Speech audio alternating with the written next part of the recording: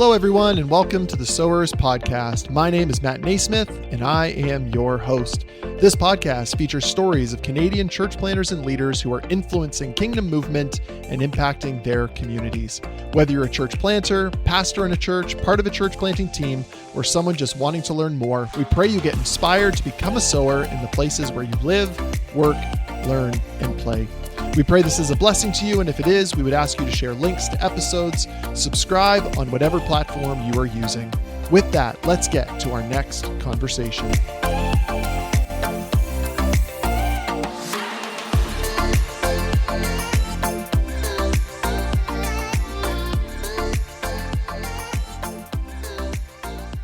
Welcome back, friends, to the Sowers Podcast. Thanks for joining us for another conversation and another episode that will hopefully inspire you to become a sower in the places where you live, work, learn, and play. Well, hey, this is going to be the last episode of 2023. This podcast only began a few short months ago, and we are already a number of episodes in. Next week, there will not be a new episode released, but we will have a new episode released in the first Tuesday of 2024. So on behalf of me and the others that are contributing to this podcast, I just want to say a big thanks for joining us. As I've said before, this podcast, if any of these episodes have been encouraging to you, why don't you leave a comment, send us a message at ask@thesowerspod.ca. Also, if there are people that you think that I should be considering, that I should be interviewing, please send their names to ask@thesowerspod.ca. Once again, all things communication, ask@thesowerspod.ca. Well, I am excited for you to hear my conversation today with Chris Synesael. Chris and his wife Kellee in 2011 gathered with 20 people in their living room in Victoria and asked the question of what it would look like for a group of people to be radically changed by Jesus and then used by Jesus in their city of Victoria. Their church was birthed from that initial group of 20 people, and their church is called West Village Church. It's in the West Shore of Victoria, British Columbia. Chris and West Village Church, they're part of the Soma family of churches. The church that I planted 10 years ago is also part of the Soma family of churches. And so Chris and I have been connected for a long time, and I think you'll get to hear some of our familiarity and our heart for very similar things through this episode. Well, without further ado, here is my conversation with Chris Synesael.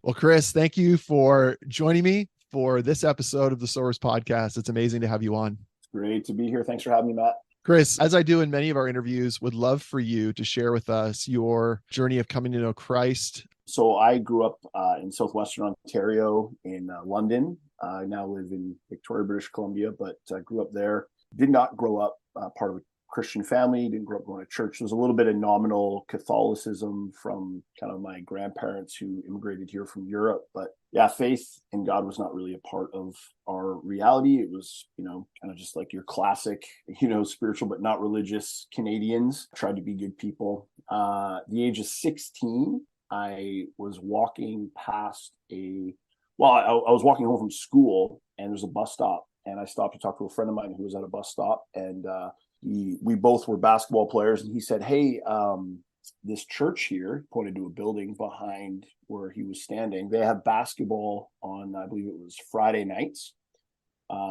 We should go play basketball in there because we were both big time basketball players. What's interesting was I'd probably walked past that church, honestly, 500 times. I did not know that it was a church. I didn't even, it's a big building. It says right on the front, Knollwood Baptist Church on Cheapside in London, Ontario. And I just had no idea, didn't even register that this was like a house of worship or anything to that end. So anyway, me and a bunch of my buddies go to this gym, and it's just full of kids, like high school kids, neighborhood kids playing basketball. And there was this very outgoing kind of, young mid-20-year-old guy who his name's Jack, who I didn't know. Again, no context for anything that's happening. I'm here to play basketball.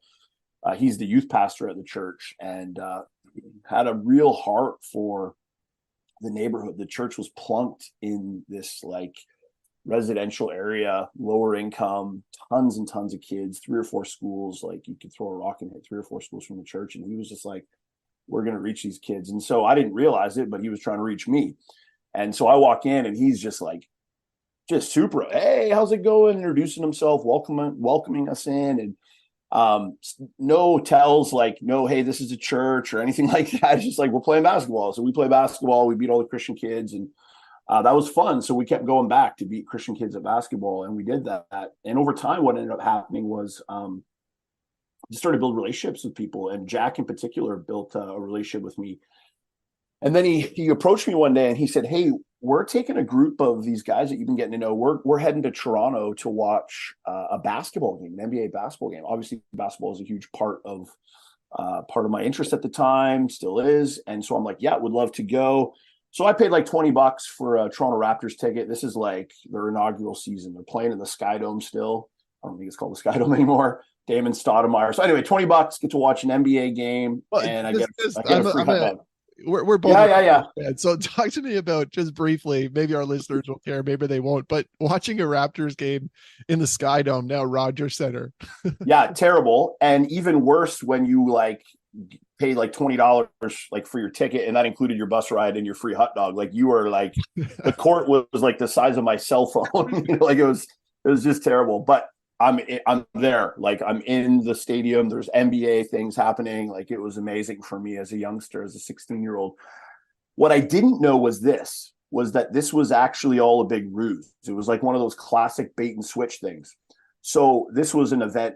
I'm assuming somebody, I still don't know to this day, but I'm assuming it was somebody like Athletes in Action and organized this like Christian night. The Raptors are trying to sell tickets. They're new in town, so they'll do whatever they got to do to get people in the building. So they did a Christian night. Well, after the game, all these youth groups, again, I don't even know what a youth group is, but we all end up at this church. I think Queensway Cathedral. I'm not even sure if that's a church in Toronto or not, but I think that's the building we were in. And it's like a big youth rally. They got bands, they got everything. Again, I'm like, I didn't even know I was going to this thing. I'm like, where are we? What's happening? Who knows? I'm not sure. You paid your $20 and it kept on going. That's right. It was the best $20 I ever spent. Actually, probably was the best $20 I ever spent, because that night they had a bunch of NBA players come and share their testimonies. And two that I remember, there may have been more, but the two that I remember, one is Wayman Tisdale, who played, because they played the Phoenix Suns that night. Wayman Tisdale, who's since passed away. And then AC Green, who, if anybody's an NBA fan, is just kind of known for his, strong Christian faith. Anyway, these guys get up and they share their testimony. And for the first time, I hear about the gospel, the good news of Jesus. Oh, I'm getting emotional. Sorry. And I don't know what happened, Matt, but I just was like, oh my gosh. And,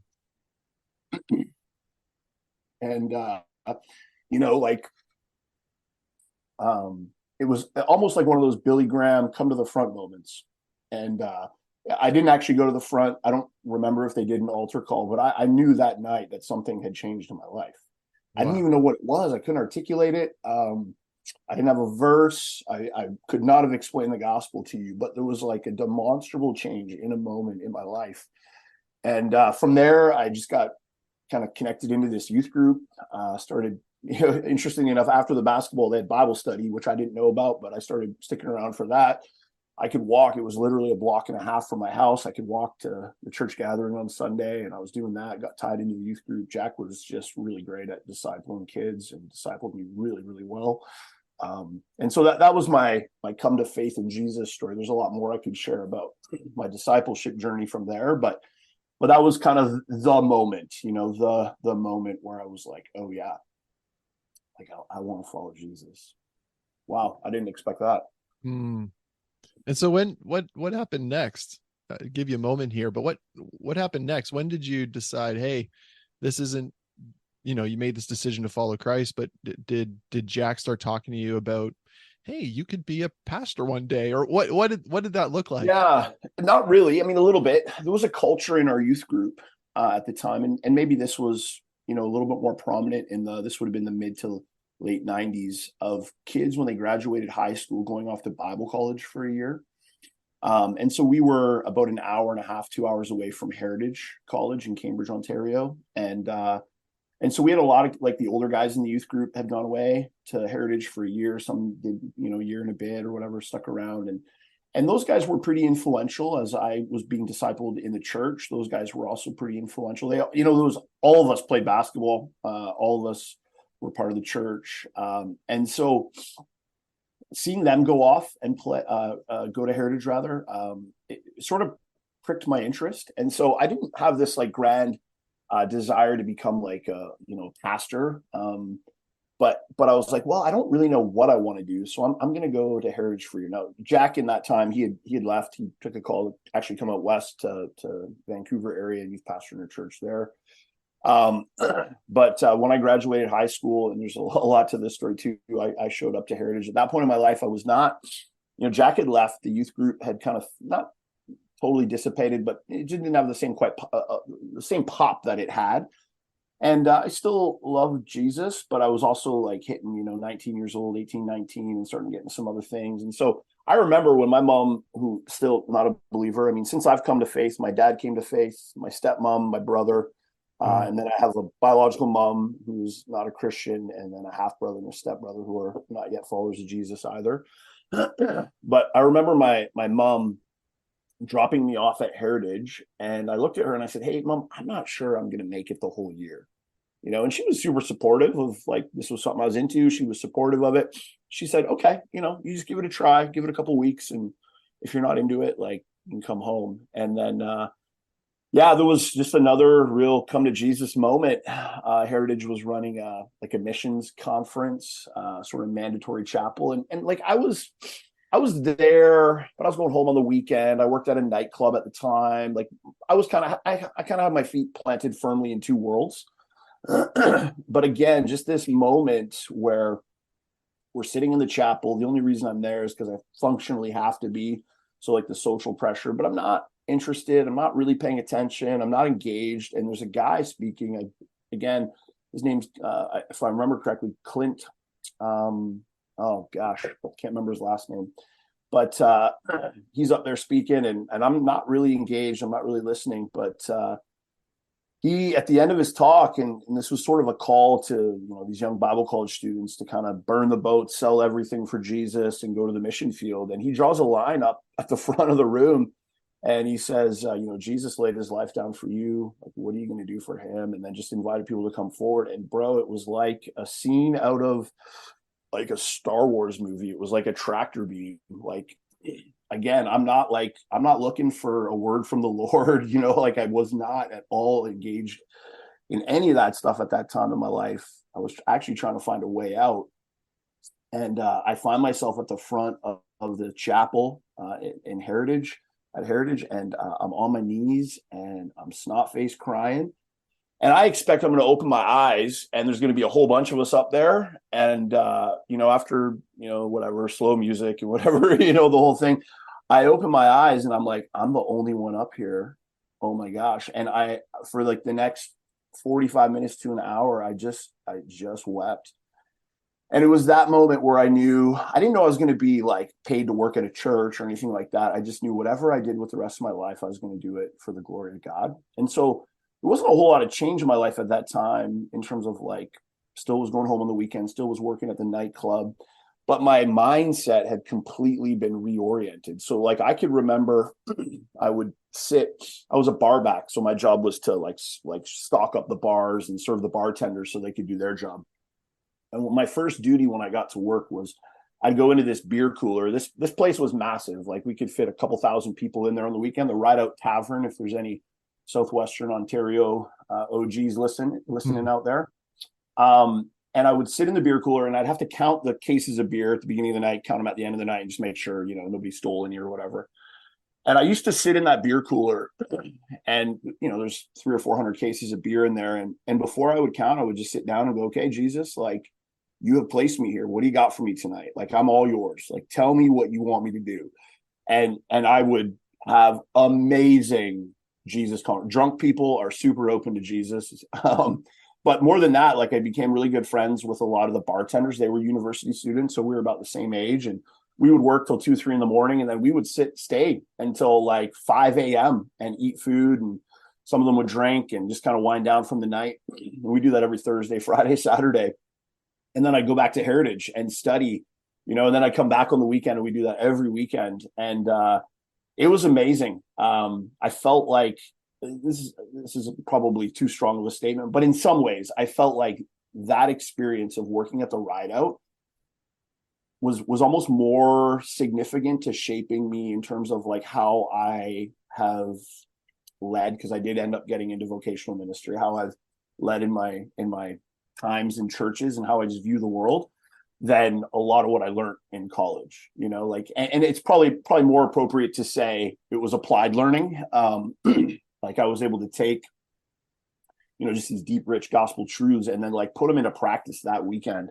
And so many times people would say things to me like, well, you can't work here if you're like going to be a pastor or you're a Christian or whatever. And I'm like, no, I'm pretty sure like these would be the places that we would find Jesus if he's here today, and he would be super interested in your life. And, and we just get to have these great conversations. And so that was deeply impactful. And then that just led me on a journey of like, okay, you know what? I don't really know what I want to do, so I'm going to stay. And then I met a girl, and you know how that whole thing goes. And we got married, we got 4 kids, and now I got this degree from Heritage. I never really, and I still don't necessarily feel like I'm a pastor. I never felt like I never had a plan. It was like we graduated, and I'm like, well, I guess I should apply for a job at a church because I got this degree from Heritage, and that's about all I can do with it. And I got into youth ministry, but even that, it was like I really want to reach kids. Like I want to be like what Jack was to me, And then I went from there to another church doing youth ministry, and then off to church planting. But so jump forward then with me, Chris, to the church plant. We met because after I'd planted, I think we were at the similar conference, and someone said, oh, you're doing missional communities, you got to talk to Chris Synesael, and he just so happens to also be in the room. So we got connected. You were already part of the Soma family of churches. The church I planted got connected, is now adopted into the Soma family of churches. Did you start with the vision of missional communities connected to Soma? What was the connection there? And then what in the world is a church of missional communities? Yeah. So no, like I planted 12 years ago. So like 2011, this is like, it's not pre-internet, but we're pretty close to pre-internet. I don't even think I had a cell phone when I church planted. I think I had an iPod, but none of Jeff's materials were on the internet, like the Soma stuff. Jeff Anderson, if you're familiar with him, he hadn't written books. There was no videos, there's no materials out there. But I had always kind of had this like passion to see lost people meet Jesus. Like when I was the first ministry I worked in, we were a church of like 200 people. It's just a small fellowship Baptist church, and like our student ministry was 60 or 70 kids, and probably 60 or 70% of those kids were not from the church. They were neighborhood kids who baptized a ton of kids. Same thing when I was at a student ministry in Victoria here. We had 200 kids in our youth group, so many of them not yet believers, and saw lots of kids come to faith. So I've always kind of had that heart. The church planting story, I didn't really know what church planting was, to be honest. I didn't really have any context for it. But I was sitting in a gym here in Victoria, and I was at a drop-in basketball night. It was my second time there, and I was lacing up my shoes, and I was sitting on the floor, and I was looking around, and it was this, this group of guys that played in the same gym every Friday night, and like you're looking at them, and just and keep I remember yourself back in gyms playing pickup ball, dude. Still, if my voice sounds hoarse, it's because I was yelling all night last night, coached 2 basketball games. But I'm sitting in the gym looking at these guys, and the Holy Spirit, I think it was the Holy Spirit, drops this question on me. What would it take for one of these guys to show up to 4347 Wilkinson Road at 911 or 6? 4347 Wilkinson Road is the address of Saanich Baptist Church where I worked at the time. 911 and 6 were the times of our services. And I was just like wrought with conviction, because the only answer I could come up with was either the Holy Spirit would have to like do what he did with me, which is grab him by the scruff of the neck and drag him there, which he does do sometimes, thanks be to God. Or one of them is going to have to get a really bad prognosis from the doctor, and hopefully they know a Christian who can like tell them about Jesus. Who's part of that church? Yeah. And I thought to myself, that seems like a terrible missional strategy. And it was in that moment where I had this picture in my mind of a church that it wasn't about trying to figure out how do I get people to show up to my building or my thing or my service to hear, me talk, but how do we actually get a church to go to a city? How do you actually mobilize Christians to go out into the community to actually be the ongoing presence of Christ in their neighborhood? Because I looked at this group of 25 guys and I'm like, this is a tribe. They have their own rhythms, places they meet, they have their own language, they have their own ethos, they have their own everything. And this tribe has no missionary. They need a missionary. And fast forward that story 12 years later, 2 nights ago, we're recording this on a Thursday. On the Tuesday night at 10 o'clock, I was down at UVic playing basketball with Jordan and Mikey and Tyler and Nate. And these are guys that I met that night in that gym. And I'm like, I am the missionary. Last night, I don't want to hijack your podcast here, Matt, but I'll just tell a quick story here, because last night I coached a game. I coached my son's high school team, and that's a part of my, just wanting to be a good missionary. I'm heavily involved in the local high school here, but I'm coaching a game. The game before mine was a girls' game coached by a gal named Lexi, because she's a mom of one of the girls on the team. She's a girl I met in that gym. She's a high-level female basketball player. And I can't make this stuff up. Her game ends, our game starts. So her team's leaving the bench and my team's coming onto that bench. Lexi and I are catching up. And her mom comes across the gym. Lexi's mom was there to watch her granddaughter play and her daughter coach. And her mom comes across the gym and says, Lexi, I have some bad news. Well, last night there was a terrible car accident up in the Okanagan, and 3 20-year-olds were in a terrible car accident. They're collegiate volleyball players. Well, anyway, one of those young men was super close to Lexi's family. Lexi has kids who are almost 20. And they basically raised that guy he's in critical condition on life support in the hospital. He was kind of raised alongside Lexi's son, and Lexi, just hysterical, weeping, crying. And I'm right there, and I just grab her, and for 5 minutes, she's near vomiting, weeping. I'm trying to figure out what's going on. I thought maybe it was her son, but get a little bit more of the story. And she ends up leaving with the mom, and her and I last night texting back and forth, and she calls me PC. That's what she calls me. She's texting me. She goes, PC, I'm so thankful that you were there. It was amazing. It was, and PC stands for Pastor Chris. Mm-hmm. And Lexi, just God's timing. This was good. I'm praying for you. I'm praying for you. So we're having this ongoing conversation now. And I just tell you all that just to say, yeah, that night, that was also one of those nights that kind of changed my life. But that gave me a vision for a church that was not about filling a building, our church meets in a movie theater. And we say this all the time. Our vision isn't to fill the movie theater with people. We want to fill the city. We want to fill the city of Victoria with Christians who are living out Jesus's mission, so that when we use this language, we call it gospel saturation, so that every day, every man, woman, and child can have an encounter with Jesus in his church through word and deed. So that encounter I had with Lexi last night, that can happen all over the city. Christians, it doesn't have to be PC. It could be anyone. It doesn't have to be PC. It could be anybody. There was nothing unique that I did in my relationship with Lexi that led to that moment. It was just being faithful and obedient to the things that Jesus had put in front of me. So that kind of shaped how the kind of church we wanted to plant. And kind of my connection to Soma was we had never seen anything like that. We really hadn't. We had only ever seen, and I'm for all forms of church. So I hope nobody takes this in any sort of pejorative sense. But we've only ever seen an attractional model, or what some might call a prevailing model of church.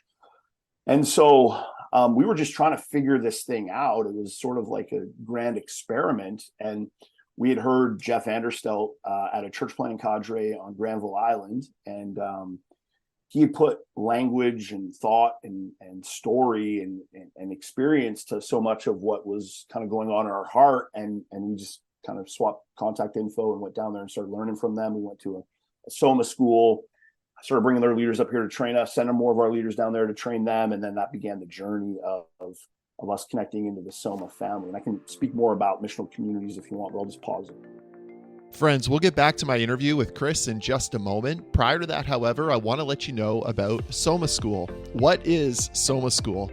Well, instead of talking theoretically about missional community, Soma School puts people in an environment to experience and taste and see. Every participant stays in the home of a missional community leader.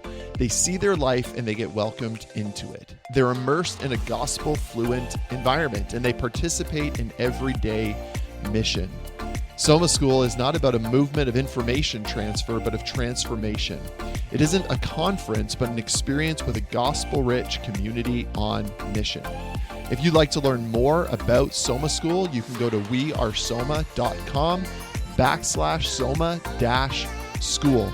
Chris and West Village Church will be hosting a Soma School in Victoria, British Columbia from May 31st to June the 5th, 2024. Once again, to learn more about Soma School, go to wearesoma.com/soma-school for more information. And now back to my interview with Chris Synesael. How would you define a church of missional communities? Like, how would you say this is different than the prevailing model of church? Yeah, so I would say that a church of missional communities, rather than a church with missional communities or a church with small groups, is that we ask, again, and I don't want to juxtapose or like put model versus model or anything like that, and I don't want to imply by my statements that other people aren't asking the same questions that we are asking and just coming to different conclusions than we are. So don't hear me say that. But we've just said and asked this question, which I think is a really good question to ask. What is the best environment in which to make disciples? What is the best environment in which a disciple is made? And it's really important for us to even clear up that word, like disciple. When we say disciple, what are we talking about? Well, we're talking about a disciple of Jesus.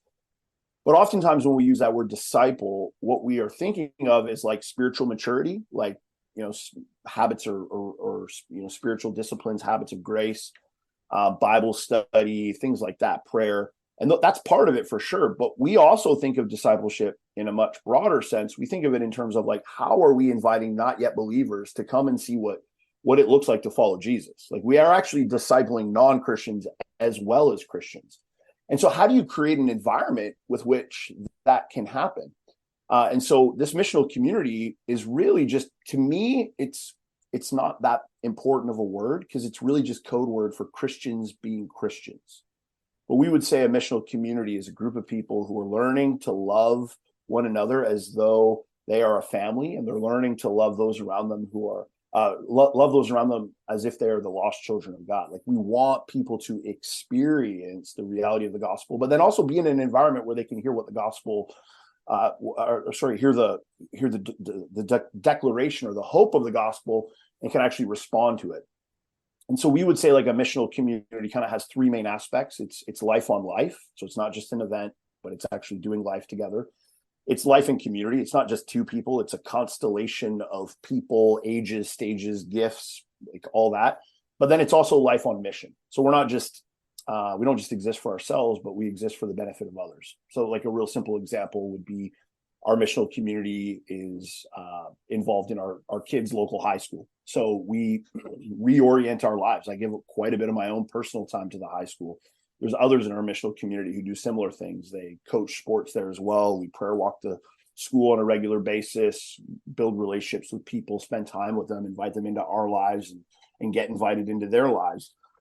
And our goal is for these people who, like, honestly, Matt, like the people that we're rubbing shoulders with, like, they don't know, like, they have no clue. Like, I'm not talking about like, oh, like, I know, like, they don't know anything about church. They don't know anything about Jesus.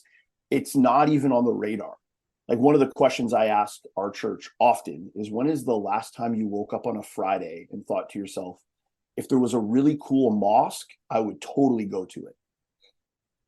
And there's kind of always this crickets chirping moment, because the obvious answer is, I've never had that thought. Well, guess what? That's how a high percentage of people in our city think about the church. Like, it's not like they're against it. They just don't even know it's there. It's like, it's not a thing. It's not real to them, And so you have to get into relationships with people so that they can actually start to understand who Jesus is and what the truths are of the gospel. What does it really mean to know God? Like, you have to be in their presence. And what we have found is this, and this would be there's a lot of things I could say here. This is not the fastest way to grow your church. Yeah, this is not the fastest way to grow your church. But what we have found is, for me at least, in my context, this might not be everybody's experience, this has been the most effective way to form people in the ways of Jesus, both believers and not yet believers.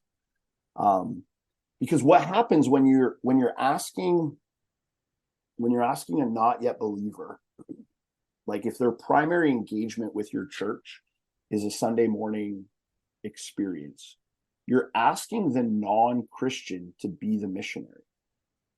Like they have to like overcome their barriers, their hangups, their hurdles, the things that might be very uncomfortable for them coming into a church gathering. Like that's a big ask, right?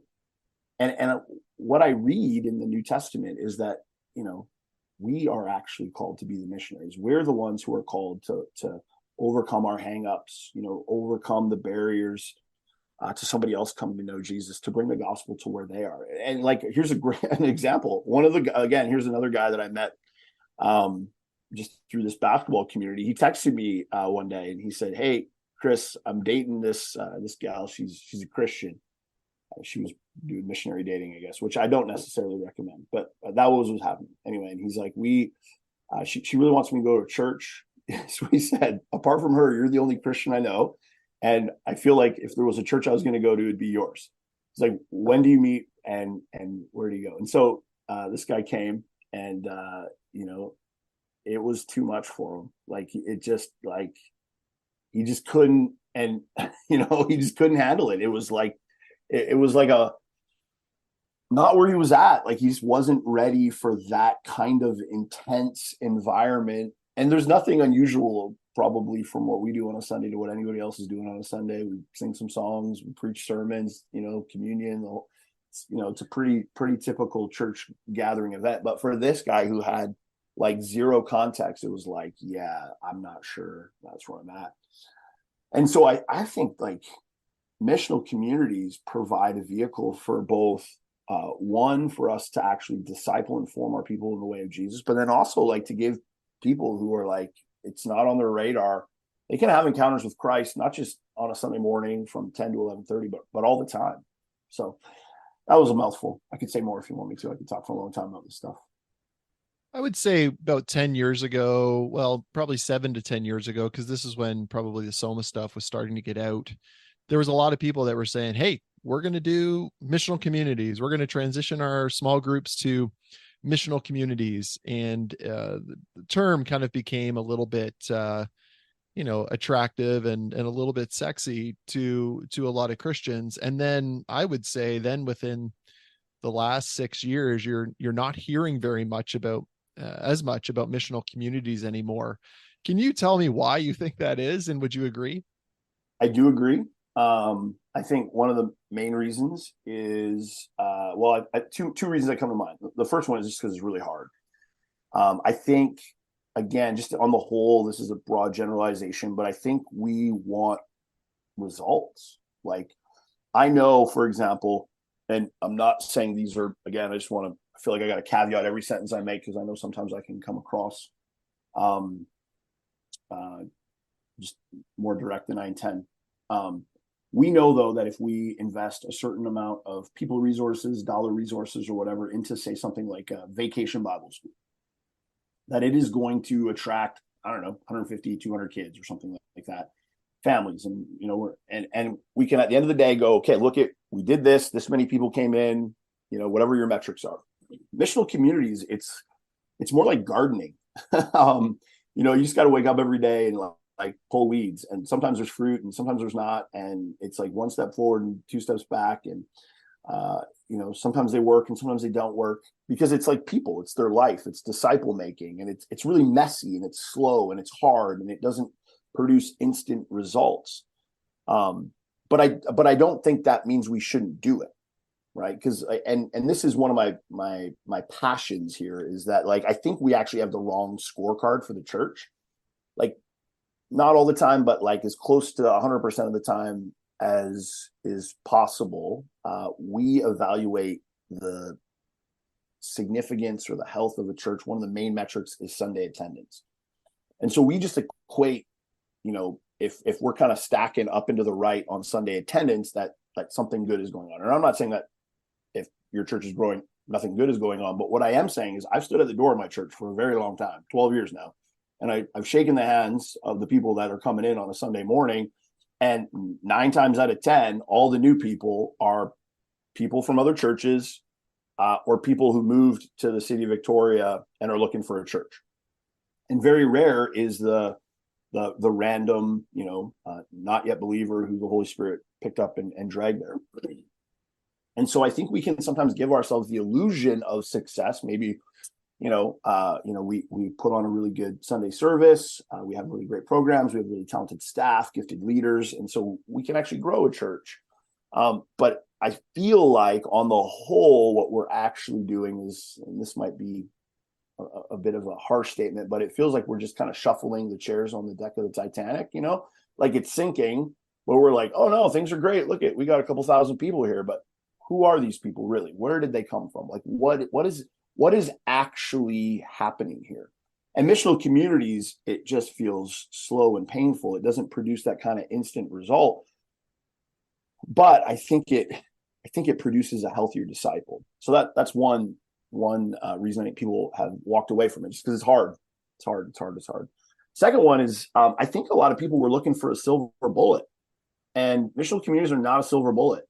To me, again, the idea of a missional community, like I say this all the time to Jeff Vanderstelt, who like invented missional communities. I'm like, I don't really care about missional communities because I don't think anyone's going to be talking about them in heaven.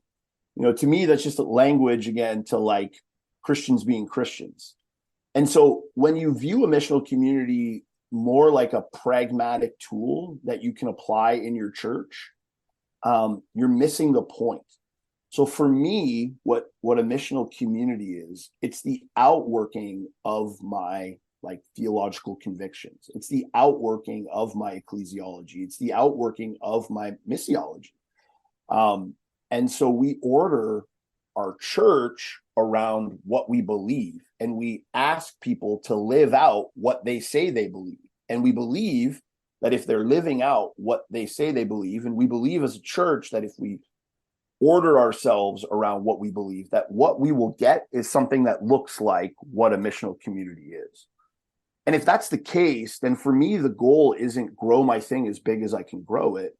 My aim is be as faithful to that as possible, and trust that if we are faithful to that as possible, Jesus will make disciples in our church. Because I think it's possible to grow our churches and not be making disciples. But I think if we're making disciples, we will like grow. And I'm using air quotes there because the growth isn't always linear, but we will grow our churches. Well, I think maybe another way of saying that is that the missional community isn't the end. It's a method to the end, which is the glory of God and people coming to know him. Absolutely. I think probably what was happening in those last 6 or 7 years is people got their eyes off of reaching lost people and this being a vehicle in order for lost people to be reached, and instead said, well, we're doing all the things. People are meeting weekly. They're having potluck dinners. We've kind of made it. But the missional community, and I remember one of the early sort of pushbacks to the missional community movement was that a missional community was kind of the new legalism. Right. I remember asking Jeff that actually at a conference, and he said, yeah, maybe it depends on your heart and where you're ultimately desiring the community to go. But I think at times, and you would probably experience this in the life of your church as I did at mine, was that the average Christian, when they joined a missional community, they thought it was amazing because it was a much better small group than what they'd experienced in the past. But it was still hard to transition them to be life on mission. Like life on life, life in community at times can feel like it's drawing people away from mission. So how have you over time created an environment and trying to create evangelistic mission momentum in the life of your church where the average person, be it a Christian who comes through the Sunday morning, joins a missional community, loves the intensity of life together, but is still going, I don't really want to reorient my life around a mission? Yeah. Yeah, I mean, it's tough. That is kind of doing this for as long as I've been doing it now and helping others try and figure it out as well. It is the question that comes up every time. And we certainly haven't like cracked the code by any means. I think though we have learned a few things. And one of the things we've learned is that it takes people a long time to transition. Like, so if you were to make Sunday the front door of your experience at West Village, like you and your family show up on a Sunday and you're like, I like this church, like I like teaching, I want to hang around here. We recognize it is not going to be a quick, like we would view this through the lens of what we call a third conversion. So the first conversion that a person has is to Christ. The second is to the church. Those typically happen, kind of coincide with one another. The third conversion, which is the one that we think of when we see a new person come into our church, is the conversion to Jesus's mission. And we recognize that, like, for someone like yourself, you've been a part of churches for probably the majority of your life. You've been discipled in a particular way of living within a church. And that often doesn't include like life on mission. It doesn't mean you haven't served or been evangelistic, maybe served in an alpha or something like that. But it hasn't been like, I'm going to open my home and invite non-believers in. I'm going to see work as a mission field. And I'm a fully funded missionary paid by my boss to be, 24/7 missionary at this office space. You haven't always had that framework. And so we realize we have to essentially re-church you, if that makes sense, or re-disciple you, reform you. And that's, we have like we think it's a well thought out process. We have a thought out process, at least. It might not be well thought out. We have a thought out process for what that looks like and how to help people reform what it means to kind of be a part of West Village. So like, we don't even really let people join until they go through what we call our fast track, which is like kind of an 8-week immersive experience. And honestly, it is essentially what is the church. Like, it's missional ecclesiology is what we walk people through. It's in bite sizes, and they do it in community around a meal, and that's the starting point. And then from there, like, we don't really have anywhere for you to connect other than missional community. So if your family came in on a Sunday, we're going to stick around. You go through the fast track. On the other side of the fast track, then what we do is we put you through what we call our calling lab, which is to help you like learn who you are, your gifts, your personalities, your skills. And perhaps you're like, if you have a strong sense of calling to a particular mission field, and depending, it's a little bit more like cooking than it is like baking, meaning it's not like if you follow, like there's not one recipe you follow. It's a little bit more like like there's so many, it depends, as we go through this process. But we might discover that, Matt, you have a real passion for college students, let's say. And while we already have a missional community that is like on mission to a group of college students, they're involved in this thing over here at UVic or whatever, then we might funnel you into that group. Or you might have a calling to something that we don't yet have a missional community oriented around. And then what we would help you do is build a missionary team around that calling that you have. So we wouldn't send you out on your own and be like, good luck, hope it goes well. But we'd help you build a team. And that team would have a constellation of leaders, administrative leaders, shepherding leaders who can do other things, because we don't want to put the burden of responsibility for you to shepherd a group of people and lead them on mission. And so we try and bring a team around you so that you can be effective in holistically discipling people, because we think there's a lot more to a missional community than just the missional aspect. You need other leaders who are doing other things in order for this community to be healthy.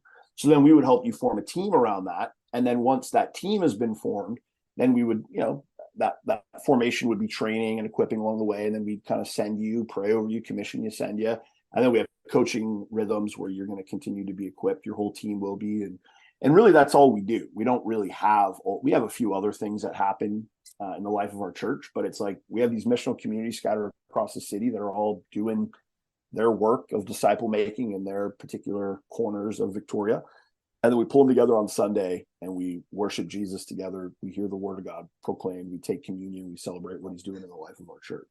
Yeah, I think a critical distinction when we think about a church of missional communities is that, again, as you said, if you're coming in through the front door of a Sunday, you're not going to find a men's ministry, a women's ministry, but men's ministry and women's ministry is happening, but it's happening in the context of a missional community rather than programs built specifically for those ends. Yeah, a great example of that would be just at our last. We had we do these newcomers lunches because we do have a lot of people that wander in on Sunday morning, and so we had a newcomers lunch, and there was a business owner. He owns a mechanic shop here in town, and they moved to Victoria from Alberta. We're looking for a church, found West Village, liked it, sticking around. And one of the questions he asked was, "Does West Village have any outreach programs?" Now, the answer to that question is yes, but I know what he's really asking. What he's really asking is, does the church organize events that are outreach events, like an Alpha or I don't know, like a Halloween or a harvest party or whatever for the community? And so I said, no, we have no outreach events, not one, as a church. I said, but your life is our outreach event. And he looked at me kind of puzzled. And he's like, well, what do you mean? I said, well, you own this mechanic shop, correct? He's like, yes, I do. I said, well, guess what? Every single day you are connecting with your employees. You're connecting with, a few hundred customers a week. I said, the way that you run your business, the way that you, the kind of employer boss you are, the way that you take care of your employees, the way that you serve your customers, all of that is West Village's outreach program. Like you're you are a fully funded missionary of West Village sent to the city, and every week you have I think he has like 20 employees. So you have every day you have 20 employees that you're connecting with, right? So you got to start like praying into that. You got to start viewing every day when you go to work, I'm not just here running a business, I'm actually here on mission. And you have hundreds of people that come through your shop every week. Well, that's 365 days a year, 7 days a week, it's just all the time. So that's way more effective than us running a Halloween party. Not that there's anything wrong with running a Halloween party, but if you could get a vision for that, and if you could have some people join you in that mission, and it moved beyond just like the 9 to 5 or whatever when you're at work, and you start having people in your home, and there's lots of things we could talk about in terms of like ways that we help people figure out how to bring the gospel to bear in a situation like that. But getting people to see that is what it actually means to be a follower of Jesus, like that's the end game, right? We want people to see that. Yeah, I remember using a warfare analogy to say we're doing guerrilla warfare rather than an atomic bomb. Like right. we are seeing people, like you would maybe say that the church has limited resources, and so we're empowering and hopefully enabling people to see their places where they live, work, learn, and play as the environment for mission. So be active and engage there rather than, one Saturday a year where a church does a serve the city event. And there's nothing against that serve the city event, but man, what could happen if every disciple of Jesus, every apprentice of Jesus were to truly follow him in the places where he lives, works, learns, and plays? Yeah, I'd say like one of the questions we ask as a staff team regularly when we're trying to figure out if we're going to do something or not is, what would the discipleship fruit of this decision be?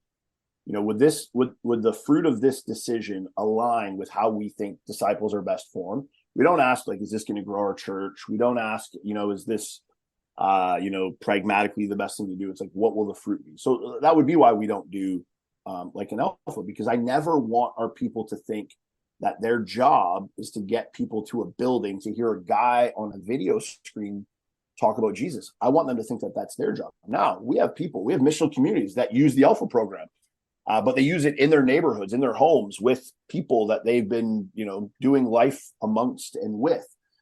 And so for us, like that's a pretty important value.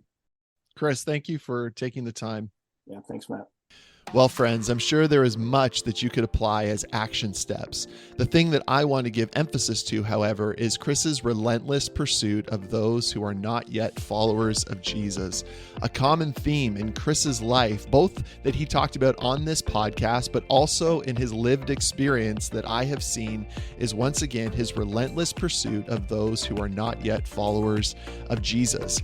He puts himself in environments to meet people who do not know and love Jesus so that he will have the opportunity to love them, to relationally be connected to them, and then have an opportunity to share the gospel and invite them into gospel community. As an action step, I would simply invite you to think, pray, and to journal, environments in which you can insert yourself in order to meet people who do not know and love Jesus. Who are the people in your life that are not followers of Jesus that you would say are your friends, genuine friends? As we've talked throughout this podcast and in other episodes, it's important for followers of Jesus to make friends, to be true friends with those who do not yet know and follow Jesus. And so who is that person? Who are those groups of people? Maybe it would be a resolution for you as we head into 2024 to make friends, for you to put yourself in environments to build genuine relationships with people who do not yet know, love, and follow Jesus. Well, as I said at the beginning of this episode, friends, we are going to be off now for a couple of weeks, and so you won't see a new episode until January the 2nd, 2024.